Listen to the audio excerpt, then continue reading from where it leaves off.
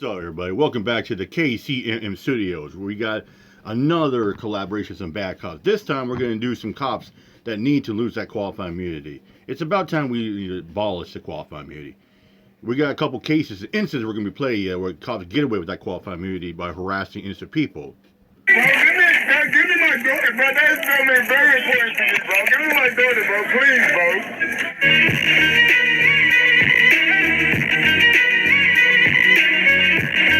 Welcome to I Know What You Did Last Shift, where we show everyone why police or the standing army our founding fathers warned us against. Today's video takes us to Springfield, Illinois. Now this right here, cops can't get any lower than this. Here's what happened. Dartavius Barnes was pulled over on April 6, 2020 in the city of Springfield, Illinois. Video shows the incident unfold as officers searched Barnes' vehicle while he was handcuffed and detained. That's my daughter, bro. That's my daughter. What you gotta do? No. Ask my daddy, bro. That's my daughter in there. You shooting at you? Yeah. Weed, man. There was something else in the car, too. What? A little bit of, like, X crushed up. Ass crushed up. Where? Center console. You sure it's ass, bro? It's like Molly or ecstasy crushed up. No, y'all did some tests on it, bro? Yeah, it tested positive for meth/MDMA. I think that cop's lying about his ass. Yeah. You sure, bro? I'll show How it can to the you. dog actually be We will taken soon over learn what with officers ecstasy thought was meth? MDMA or possibly ecstasy was actually the ashes of his daughter, Tanasia. The officers It was desecrated ashes. and spilled out Not the meth. ashes of Barnes' daughter, who had died a year earlier. While being handcuffed, an officer can be heard asking in the footage if Barnes had anything in the car. Not really. Barnes can be heard responding before admitting he had marijuana. The law says marijuana is not illegal. In its response to the lawsuit, the city stated the 6 officers are, quote, entitled to qualified immunity as their Yeah, there we conduct go, was see? justified. Back at 16th and Laurel, Officer Redding made the decision to not retest the ashes, ultimately giving them to Barnes' father and writing Barnes a citation for marijuana found in the car. I'm just going to give him a notice to appear on the weed. Okay. Aside from pissing off Dad and Barnes filed a lawsuit in October 2020 against the city of Springfield and 6 police officers involved in the traffic stop. He alleged in the complaint that the officers unlawfully searched him in his vehicle, unsealed and opened the urn containing his daughter's ashes without consent, and spilled some of them during the process. Attorneys representing the city and Springfield police officers did not immediately return a request for comment. In a response to the lawsuit, the officers denied the allegations and said they're entitled to qualified immunity as their conduct was It's justified bullshit. by an objectively Cops get away reasonable with belief anything because that they it got was that qualified lawful. immunity. Court records show. So anything they Time do for is final thoughts. justifiable. It's Now, bullshit. I'm lost for You get words. rid of I don't you even get know what to abolish say. qualified To immunity. think you can be harassed over your daughter's ashes and have it confused as something illegal. Just imagine you have something to remember a loved one, and then police show up and take the only thing you have from them to keep them with you forever. The Yeah, just like I saw one the other day on Brian Here's the Deal. Cops pulled over a couple and took and seized all their assets and money. And they say, well, we can do it. We're the police. We're the law. We got qualified immunity. And I watched it. It was disgusting. Seizing silver coins, money, cash, and their assets and goods. cops were just power tripping and hoping to arrest someone, innocent or not. Unbelievable. I just wish Barnes exercised his right to remain silent. You know, yeah, he should have reminded. He should have said, "I invoked my Fifth Amendment," just like the story I did yesterday. A father, when you had, you know that you got CH or whatever, like whatever it was, yeah. But that woman said, try to say, "Where's the baby?" And the father kept saying, "I invoked my Fifth Amendment. I don't answer questions. I don't answer questions." It's always like good to practice that. Silent and not answer questions. Let me know what you think about the entire situation. If you have a video of your own you want covered, video submit form is in the description and pinned comment as well. Thanks for watching. I got another one. I got another good one coming up. It's about a cop detaining an innocent civilian. Okay, we got one right here. I did a story about a week ago, but we're going to get to a deeper perspective on this one. This one's a good one. The next one I got coming is really good. I've been wanting to do this for about a couple months, but let's get to this one. Idiot cop kidnaps a man. Innocent man, this happens. Check it out. Where we run you through some of the most questionable and rather atrocious police encounters. Today, we're looking at a case where officers quite literally kidnapped an innocent man in broad daylight by putting him in handcuffs and throwing him inside a patrol vehicle without giving a reason. On April 18th, 2023, The Town of Kent Police Department received a 911 call from a resident in the area who claimed that there was a suspicious man who rang his doorbell and stood around for some time while observing his house and truck. He added that the man was no longer on his property, but he wished for officers to come by and see if anything was up, since he was at work at the time. The image you see on screen is a snapshot of the man, which was captured by the resident's doorbell camera. It's different. Since the snapshot was not yet provided to the officers, the resident described the suspicious man as a white male, wearing a brown hoodie and gray pants. This piece of information later plays a significant part in the encounter. Kent Police Department. Hey, what's going on? I live over at Seton Road. I just saw somebody ring my doorbell. I usually have no problem with people like soliciting around, but dude was like looking up and down my house. He stood there for a little while. He was writing stuff down, and then I saw him on the Google camera going to my driveway, and it looked like he was looking at my truck. Let me read a comment before we continue. Someone sitting there say in the comment section, where was it? Okay. What makes this even crazier is that even if they had the right guy, there still was no crime committed or alleged. I mean, ringing someone's doorbell, even, just probably, the worst they can get the guy on maybe is criminal trespassing at the worst. But that's like, I don't know if you want to just send somebody over there to see what this guy's doing over there. He's not at my property anymore, but I can describe him to you. A few minutes after this call, dispatch advised the nearby units to respond to the neighborhood and investigate the unusual activity. During this, another man, namely Ryan Theodore, also a resident of the neighborhood, was on a walk about 4 blocks from his home when the Kent police chief made initial contact with him. In the video uploaded by Mr. Theodore, that includes all the footage from this encounter, he wrote that the chief pulled up alongside me in an unmarked car and began questioning me without telling me he is a police officer. He tells me he's going to follow me, so I turn around and start walking home. Then when other units surround me, I start recording. The following footage was recorded on Mr. Theodore's mobile phone, which he promptly pulled out when more units started to surround him.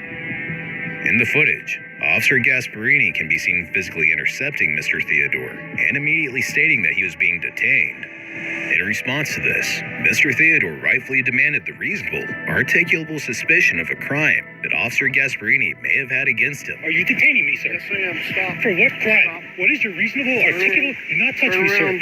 Turn around. For what have I done? I'm detaining you. Turn For around. what suspicion? What is your reasonable, articulable suspicion of a crime? However, Mr. Theodore Yeah, cops cannot just handcuff somebody, kidnap somebody, or just he didn't even give a reason why. He kept saying turn around. When the cops are detaining you and putting the cops out, they need a reasonable, articulated suspicion. They need to have articulated suspicion that you have committed a crime, about to commit a crime, or have already committed a crime. I see another good comment here. It says, a similar incident happened when I was working at a restaurant in Hawaii. One of my coworkers got arrested because the police were serving an expeditory warrant from the mainland, but he did not match the description of the suspect, and they kept him in custody for 84 hours without a court date. It seems like someone didn't do their homework. And yet we pay these police departments our taxes. So when shit like this happens, we have a right to get mad and question why the hell would you make a mistake like this and think you did no wrong. It just makes sense. It's like when you're asking a police officer, like, what crime have you committed? How am I suspicious? Just walking down the street. When you sit there and ask for a badge and name a badge number, yeah, that justifies them to arrest you? No, it doesn't. not receive a reply to his questions, and Officer Gasparini negligently placed him in handcuffs and simply stated that there were multiple calls about him. Under U.S. law, it's generally understood that a law enforcement officer must have a legal reason to detain anyone. Right there, you see that right there?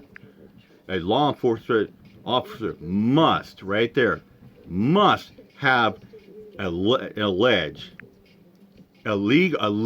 reason to detain somebody or put him in handcuffs. This officer did not have any legal reason to detain him. They need a reasonable, articulated suspicion that he committed a crime. This is otherwise known as reasonable, articulable suspicion. It is also known something as that Mr. Theodore stop. can be heard asking for multiple times. What is your reasonable, articulable suspicion of a crime? Yeah, multiple calls about you. Regardless, it's stated that reasonable articulable suspicion is what an officer needs to perform an investigatory stop. Exactly. An investigatory stop can include pulling over a car, stopping a person on foot to engage in a conversation, and conducting a pat-down or frisk for weapons. You know, it's a Terry stop. In this case, it could be argued that Officer Gasparini definitely did not have a strong enough reason or suspicion to justify the detainment of Mr. Theodore. At this point, Officer Gasparini sees Mr. Theodore's mobile phone. The problem with police officers, too, is when they get a 911 call and they get a vague description of somebody, it's like, well, they can't find somebody, so they'll just go after you, the first person walking down the street or in a parked car. Like the other day, some guy who pulled over his driveway, sat there for 10 minutes playing a YouTube video, and guns drawn. Well, they say, well, we can't find the person. We'll go after you. It's it's blatant bullcrap. It's bullcrap. Then cops will sit there, make up loft, and justify, detain, or even arrest you. So they say, well, we got to call about you. You look suspicious. We got to call you prowling and do a little B&E, which is breaking and entering. The rest of this encounter was captured on Officer Gasparini's body cam. Right after Mr. Theodore was placed in handcuffs, he continued to ask for reasonable articulable suspicion for his detainment. In response, the chief laughed in Mr. Theodore's face. When asked if Mr. Theodore's freedom was funny to him, he replied with a clear yes. What is your RAS? It's funny? My freedom is funny to you? Yeah, no, it is. It's hilarious. Then, yeah, see, you hear that? Oh, it's hilarious. It's funny. My freedom don't mean mad to you? Yeah. See, cops don't care about your freedom. Like I said, they don't care about they don't care about your freedom. You know, they'll justify making an arrest to charge you up, yeah, so that way they keep their quota and keep their paycheck. They don't care if you live or die. They're not here to serve you or protect you. They're here to serve to protect their own pocketbook. Because at the end of the day, what does cops only care? Going home to a family. Make matters even worse, the chief claimed that there was a complaint against a man with a matching description.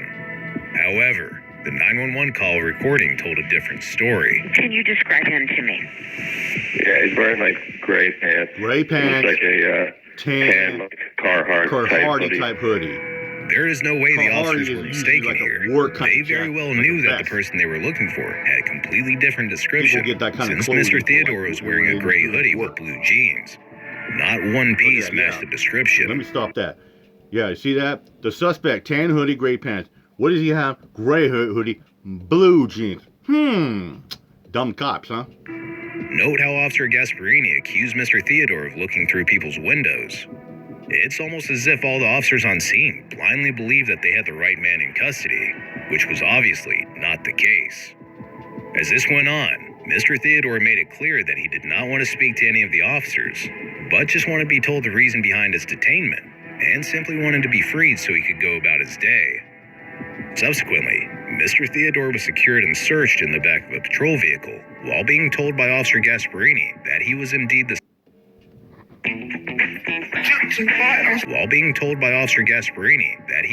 the suspect they were looking for, stating that the officers had all the proof needed to back it up. Mr. Theodore was in visible disbelief at this point, and exercised his right to remain silent by stating that he would answer questions only with an attorney present. Now, bingo, smart move on the young man. Yeah, smart move. Don't answer any questions. His remain silent. Said, I don't answer questions. I'm invoking my Fifth Amendment. Yeah, exactly right. Lawyer up. Says, I don't answer questions. I want a lawyer right now. Because you know, like that, the cops will, well, that makes you look guilty. No. Because you're sitting there trying to justify. I know, because what cops will do is they'll use anything you say against you. Anything you say, they'll say, we'll use against you in the court of law. He said, I don't answer questions. I'm breaking my Fifth Amendment right. I want a lawyer. Give me a lawyer right now. I'm not talking. You know what that means for a cop? You know, when a person says, I want to learn, I'm not asking a question, that means the interview's over. Cease and desist. This is where things start to appear even more outrageous. Watch as Officer Gasparini shut the patrol vehicle's door and approach the other officers on the scene. While the footage is muted, one of the detectives, namely Detective Knapp, was captured telling Officer Gasparini to turn his body cam off. Even though there's no audio, reading Detective Knapp's face is enough to prove that this was true. Luckily, Detective Bouchen's body cam continued to run throughout the rest of this encounter. It can be seen that Detective Bouchen and Detective Knapp approached the patrol vehicle, where Mr. Theodore was detained. They finally said that they wanted to explain the entire situation to Mr. Theodore. which is something they should have done way before. They should have Note done that it it had when they now been encountered almost him 10 in contact minutes with since him. they first made contact with Mr. Theodore. Detective Bouchain then told Mr. Theodore a bunch of inaccurate details, stating that the department received multiple calls about a suspect entering properties, knocking on doors, and poking in windows, adding that Mr. Theodore matched the suspect's description. It was later revealed that there was only one call received by the town of Kent Police Department about the suspect who had done these activities. And Yeah, exactly. You hear that, officer? It was one call. The officer lied to, he lied to Mr. Theodore, saying we got multiple calls. You hear what I said? They said, the officer, the chief said, we got multiple calls on you. And there was only one call. One. regarding the description, it's pretty clear that Mr. Theodore did not remotely match it. After this, it can be seen that the officers engaged in multiple discussions while Mr. Theodore was detained inside the patrol vehicle.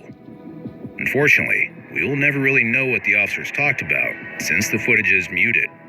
However, in one of the instances, we can see all the officers staring at an image, which was presumably the snapshot captured by the resident's doorbell camera. This image should have been more than enough evidence to dispel their false allegations against Mr. Theodore. Once they saw the image right there, they should have told Mr. Theodore, hey, we're say, okay, you can step out, take the handcuffs off, and tell him you're free to go. Have a nice day.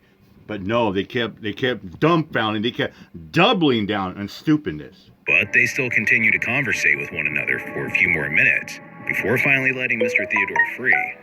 This portion of the body cam footage captured Detective Bouchain telling the chief that Mr. Theodore was being difficult. And then, Officer Gasparini switched his body cam back on before making contact with Mr. Theodore. He was told by the chief to ask Mr. Theodore if he knew who the suspect in the snapshot was. Note that this is something that Mr. Theodore had nothing to do with, so asking such a question made no sense here. When Officer Gasparini showed Mr. Theodore the image of the suspect, he was rightfully furious at the officers, since it was obvious that there was no way they could have mistaken him for the suspect. There's another guy going around. That looks like me? Well, you have to find that out beforehand, before you don't have reasonable articulable suspicion. Well, you broke the law. And thankfully, Mr. Theodore continued to exercise his right to remain silent and refused to answer the But the problem is, you know what? The cops broke the law. They kidnapped this young man, Mr. Theodore. They didn't have any justifiable reason, particularly suspicion. But you know what's going to happen? These cops are not going to get punished. They're not going to be suspended or reprimanded at all. No, they're going to go on. They're just going to go on the streets because you know what? They got qualified immunity. Relevant question that Officer Gasparini was planning to ask. He was then uncuffed and allowed to leave. On May 5th, 2023, just a few days after Mr. Theodore had posted the footage to his YouTube channel, the Town of Kent Police Department issued a press release regarding an inquiry into the incident. In this press release, Kent Supervisor Jamie McGlasson found no wrongdoing by any of the officers involved. Yeah, and here's the thing too. When people are illegally detained and kidnapped like that, it's going to waver people's confidence on the police like that. I bet you when Mr. Theodore had a harrowing experience like that, he's not going to trust the police like that. Illegal detaining and kidnapping someone without reasonable articulate suspicion, thinking, he fits the description because they got a vague description. They couldn't find the person to go after him. She stated that I did my own private investigation and interviewed all the officers. I interviewed Mr. Theodore. I gone through all the radio traffic that we got that day. You see that right there? Yeah, right there. I'll show you right there. Let me see if I can bring. Yeah. After reviewing all video footage, audio files. Yeah, no, and the audio files got cut out, as he said. And in the incident report, it is evident that Kent Police Department had reasonable cause to detain the complainant. Yeah, right there. I'll show you. They had reasonable cause to detain the complainant. That is fucking bullshit. Absolute bullshit. Yeah. I went through all the pictures, and that was my findings, that there was nothing. It's reported that local media outlet, the Examiner News, had left a message for Chief Kevin Owens to comment on the incident. However, a response was not received. Meanwhile, an In a recent video uploaded on Mr. Theodore's channel, he claims that Supervisor McGlasson had mailed him a letter that detailed her investigation, but he pointed out that her claims were mostly inaccurate. He also claimed that Supervisor McGlasson was spinning the entire narrative to clear the department of any wrongdoing. As of the date of this recording, there have been no further updates made by either the Town of Kent Police Department or Mr. Theodore. It's unclear whether Mr. Theodore plans to take legal action against the department. Be sure to check out our previous video. Yeah, I mean, that's what they're going to do. They're going to justify, well, we had reasonable. So, yeah, that's what they're going to do. Use that qualified immunity. This is the one I've been wanting to do for like 3-4 months. I've been having bookmarks saved. This is a good one right here. This one is called, they were falsely arrested twice at the same stop. It says, are you serious in the thumbnail? Yeah. This is the guy that was in Adair, Oklahoma, was falsely arrested, and because the cop was so butthurt about it.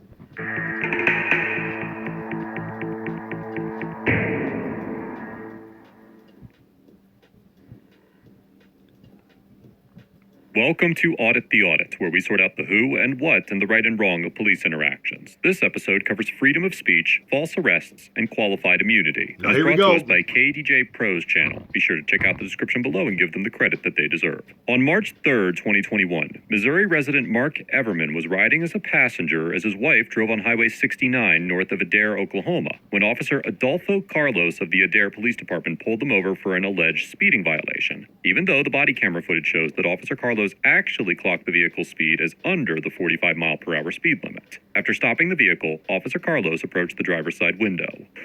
How you doing? Got your license on you?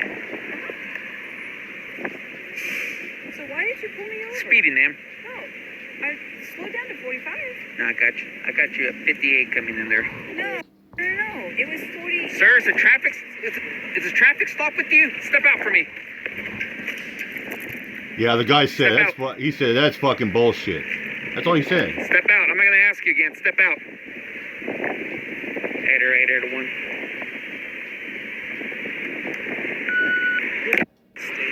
Hands behind your back. You're under arrest for disorderly conduct. I'm gonna have a seal here with me. See? That's freaking bullshit. Yeah, cop's gonna arrest somebody, say that's disorderly conduct. Guy was simply showing his displeasure. It is not illegal and against the law to be agitated and to exercise free speech. Even if it's profanity, that's still not reasonable to arrest somebody and say it was disorderly conduct. Free speech is free speech. After Mr. Everman uses a single profanity to show his skepticism of the speed Officer Carlos claims the vehicle was traveling, Officer Carlos handcuffs Mr. Everman and informs him that he is under arrest for quote-unquote disorderly conduct. As discussed many times on ATA, vulgarities and profanities are protected speech under the First Amendment, and it is well established that voicing your opinion to the police is not illegal. Under Section 21-1363 of the Oklahoma statutes, quote, if any person shall make use of any... Well, it's just like the other day in Phoenix, Arizona, a lot of the cops are on the Brady list right there. Some guy was riding his bike around, and I guess he went out to officers, a couple of homeless people wanted some water. They're like, well, you're impeding the government instruction like that.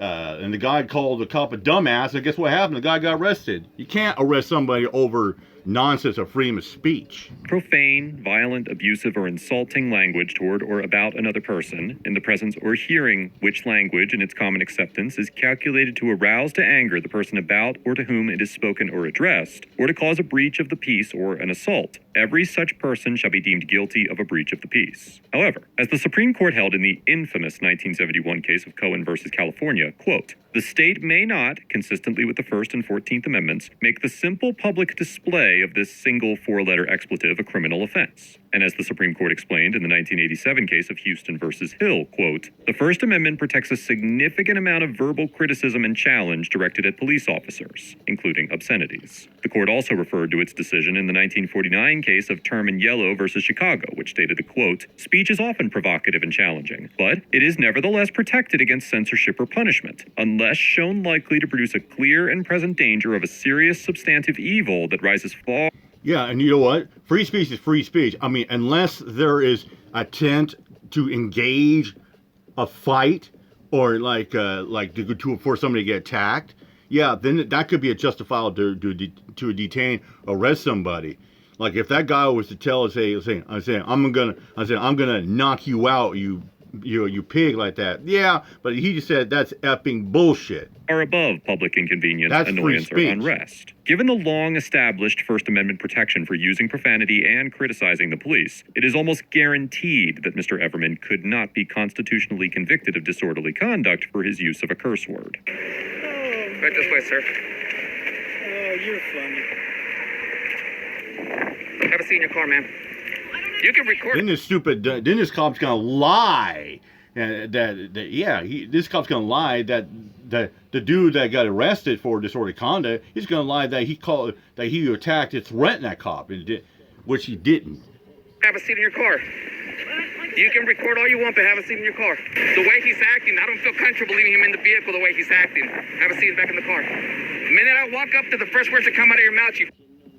First words that came out of my mouth, and I never said that. That's a lie. Dude, even if that guy called the cop and he went to his face and says, "You fucking piece of shit," that is still freedom of speech. That is still protected on the First Amendment. All he said was, "That's fucking bullshit," because the cop accused his wife going 58 when she was only going what, maybe 40, I think 43, like that. Because most of the time he said he drives, but at that time he was the passenger, his wife was doing the driving. You call me a couple times.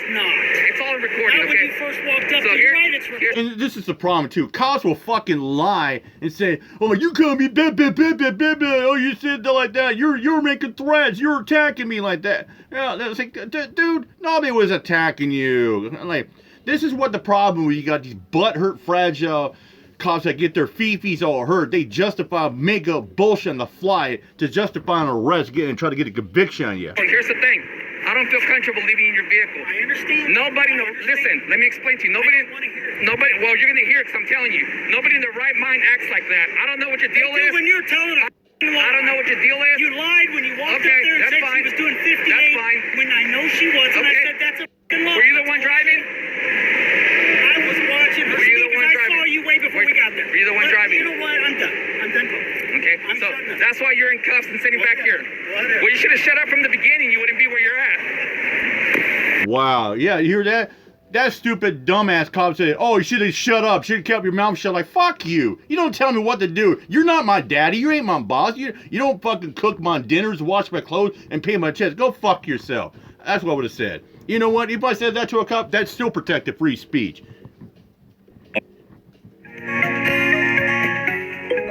Arrested Mr. Everman solely for his speech, stating that he wouldn't be in handcuffs if he had, quote-unquote, shut up from the beginning. Yeah. The Fourth Amendment protects the right of the people to be secure in their persons. I've seen videos cops are telling people, like, keep your mouth shut, you're going to jail. I'm like, wow, okay.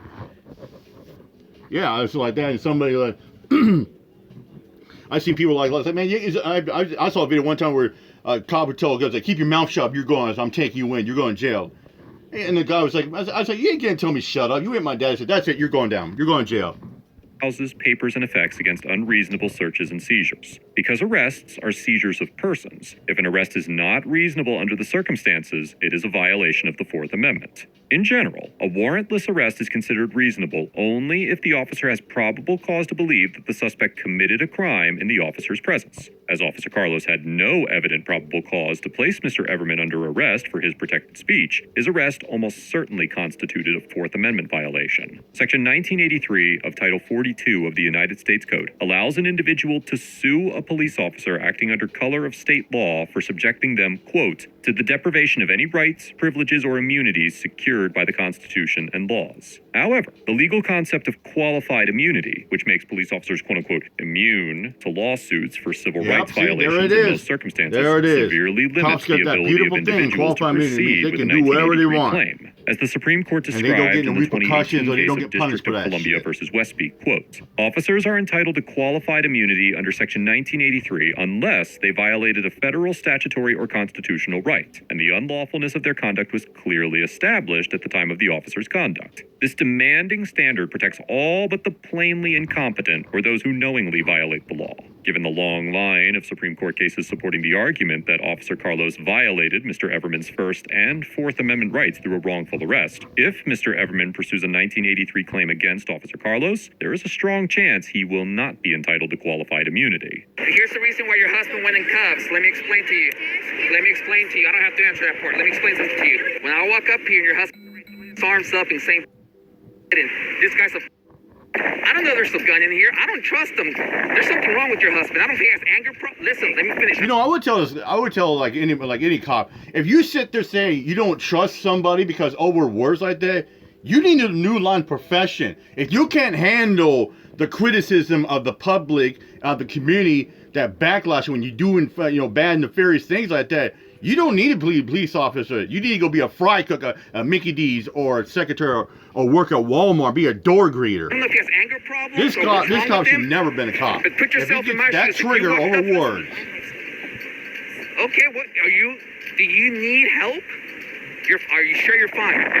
Okay, because you're telling me you're scared to go with him. I don't. No. Now you know what he's doing. You know what he's always doing. He's twisting the word. Now he is coercing a statement which he was simply saying, my life's going to hell, because that means if he goes to jail, I think they came from Illinois. That means she would have to go to his court hearing and justify or go for a court hearing in Ada, Oklahoma. That's another state line. They would have to go pay, go to court, pay a ticket like that. That's time and money out of their own pocket like that, because this cop's ignorance got the best of him. And now he's going to sit there and twist the word and try to coerce a statement which is unfoundedly true. He's going to twist it around and sit there and say, oh, does your husband beat you up? Does he put hands on you? No. Yeah, he might be a hothead, but he's a good man. Trust that guy. There's something wrong with him. I don't know if he has anger problems. And you can record. You don't have to hide your phone up there. Put it in front of you. You have every right to record. I don't know what's wrong with that guy. You guys only record the part where he goes in cuffs, but you didn't record the whole part where he's over there. Why is he acting like that? Is he under the influence of something? Does he have mental problems? Anger issues? Anger issues. There you go. Hang tight. Yeah, but doesn't make someone a bad guy. It really doesn't. Like, sometimes people do have anger issues. Sometimes they get a little hot-headed, but it doesn't make a person a criminal or a bad person. I mean, sometimes I lose my shit. I get a little trigger. I blow off some steam, rage it out. But hey, that's when people try to get the best of you.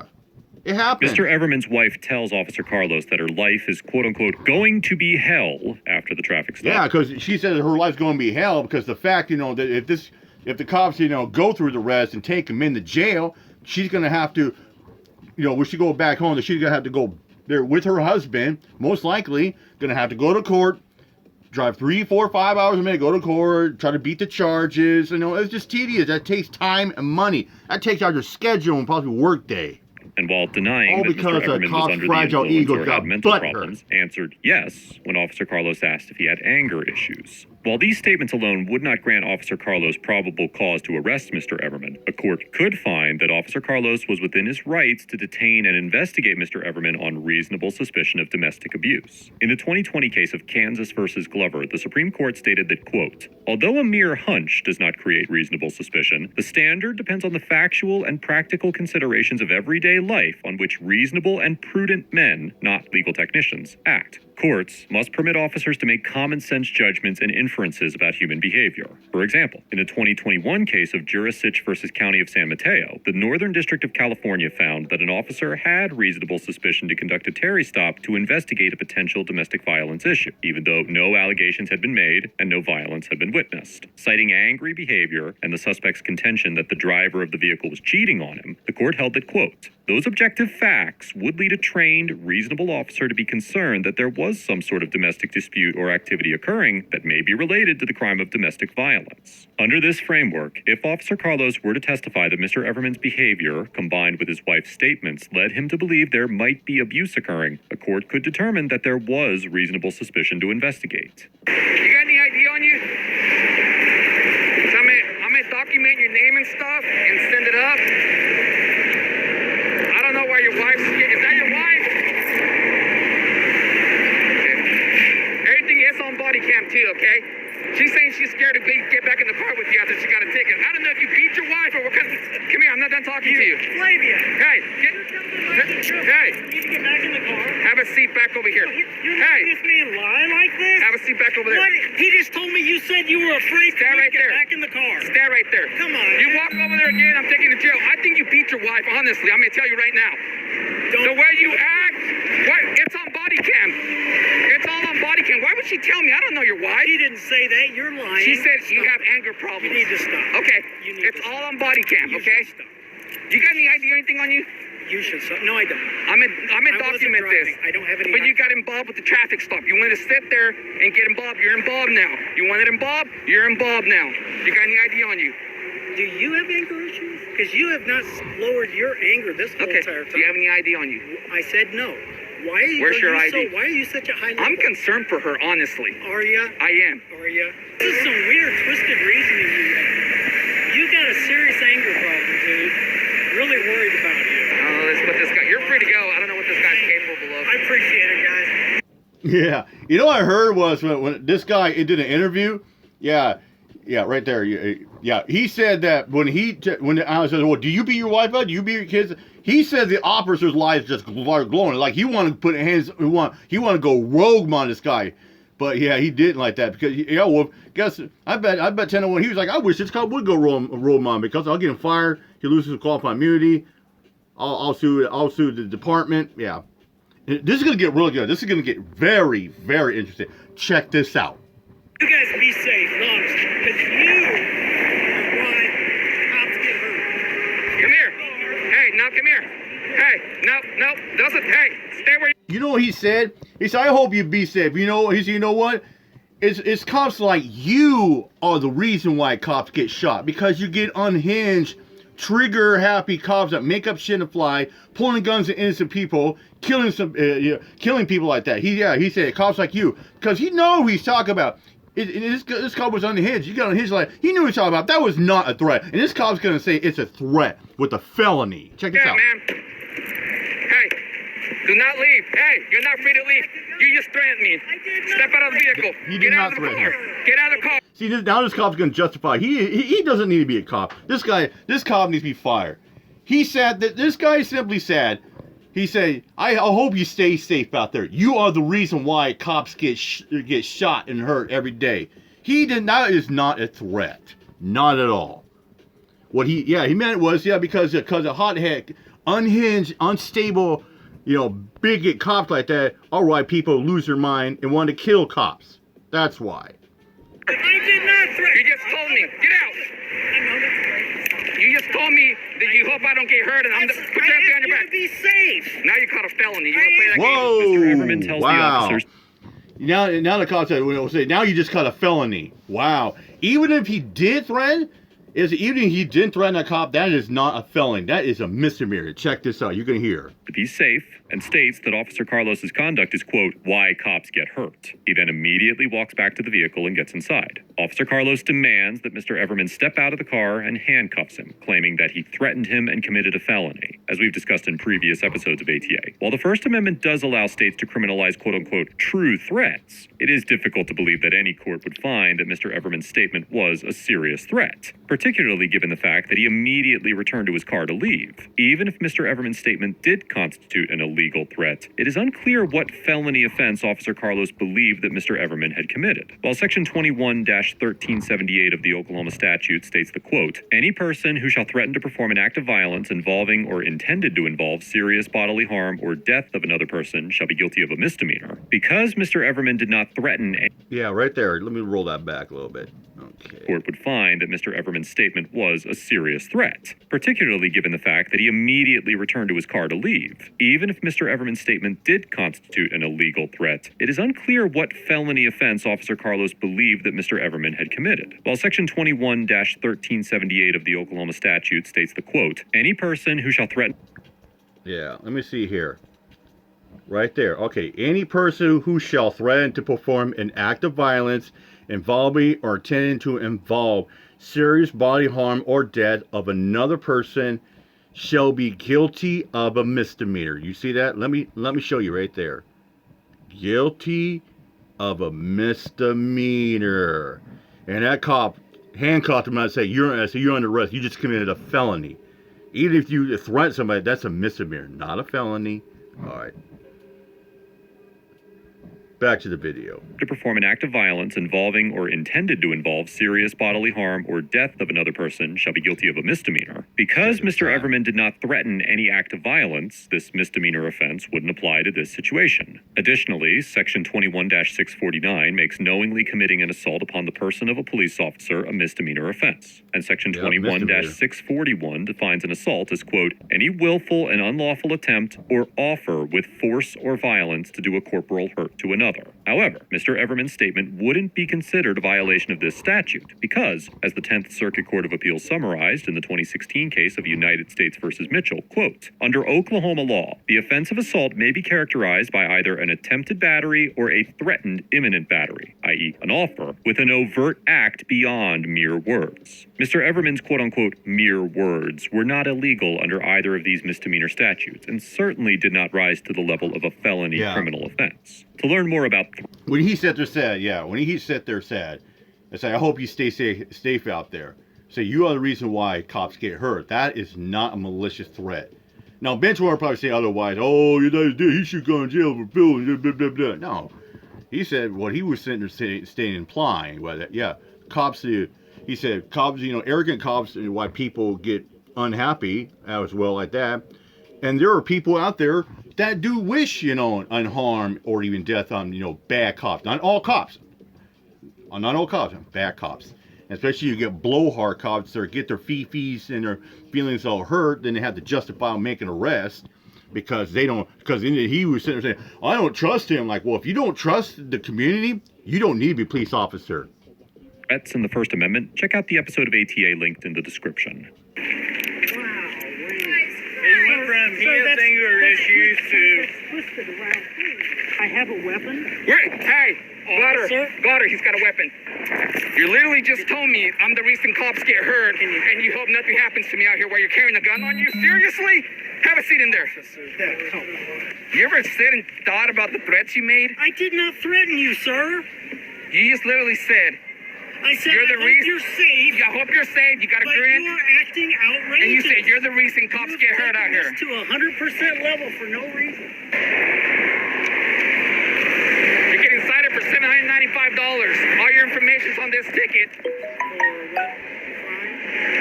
For the way you were acting.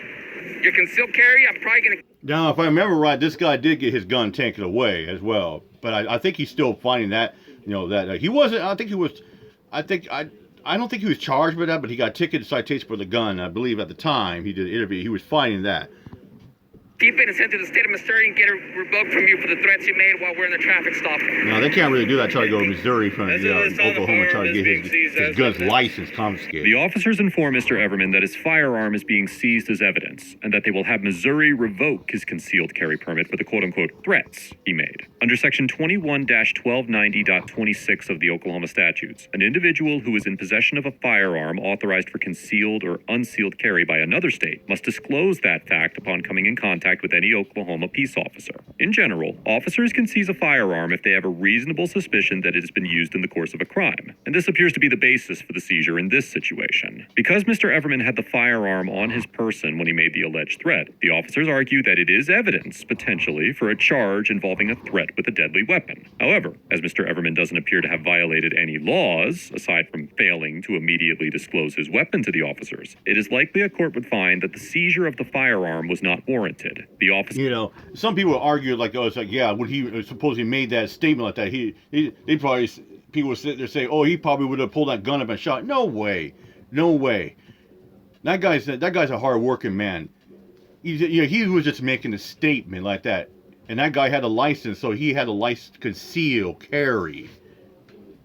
There's threat to get Mr. Everman's concealed carry license revoked also appears to be baseless. Under Section 571.225 of the Missouri Revised Statutes, quote, Any person who has knowledge that another person who was issued a Missouri concealed carry permit no longer is eligible for such permit may file a petition with the clerk of the small claims court to revoke that person's concealed carry permit. However, quote-unquote making threats is not identified as one of the reasons an individual can become ineligible. While criminal convictions can lead to disqualification, a mere arrest or charge cannot serve as the basis for revoking a permit. An individual can also lose their license if the sheriff reasonably believes that they are, quote, a danger to self or others based on previous documented pattern, but a single incident would not be sufficient to meet this standard.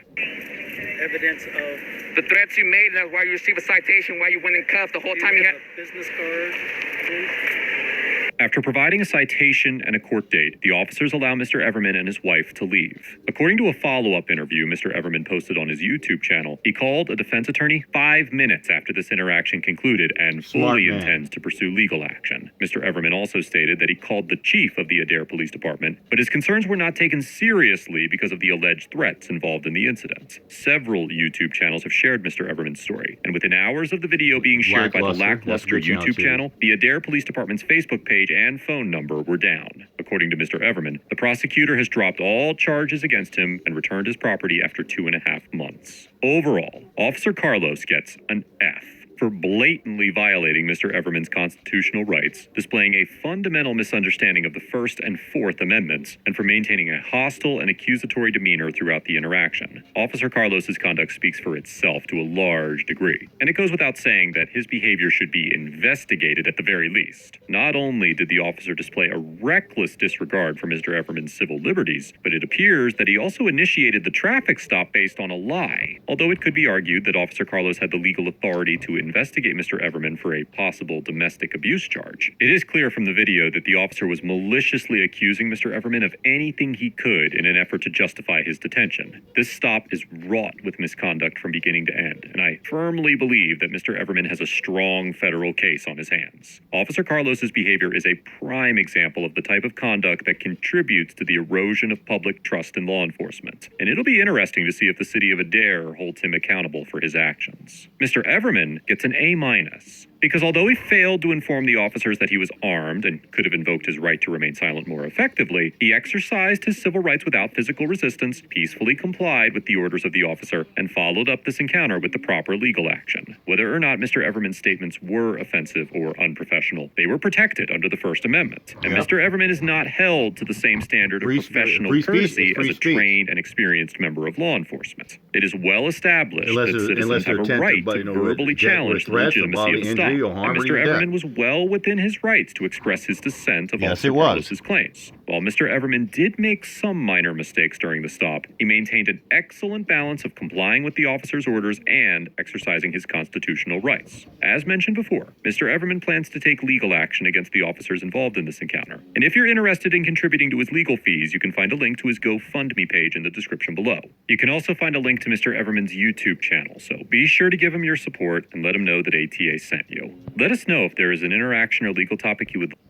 I actually have his an unedited of him and his from his wife and all that footage like that, and he went on News on Houston's about an interview for an hour like that. We'll do that for another time. We'll do the unedited one. Then when he's talking to David for another time. Oh, there's the other one up there I want to do as well for another time when we break this down even more. For it was on disorderly product news. How is this man a cop passenger for rights we want to stop? So we'll break that down for another time. With that said, I'm out of here. My job. Peace out.